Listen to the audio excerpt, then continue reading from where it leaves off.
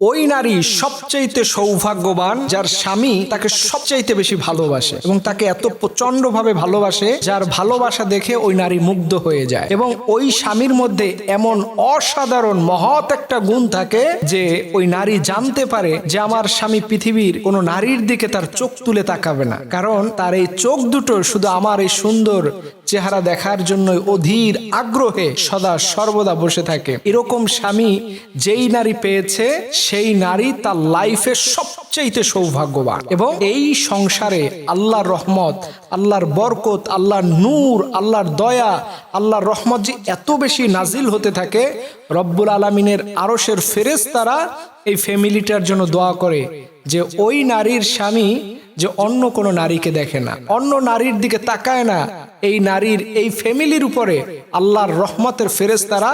সদা সর্বদা তাদের জন্য দোয়ায় বেকুল হয়ে থাকে।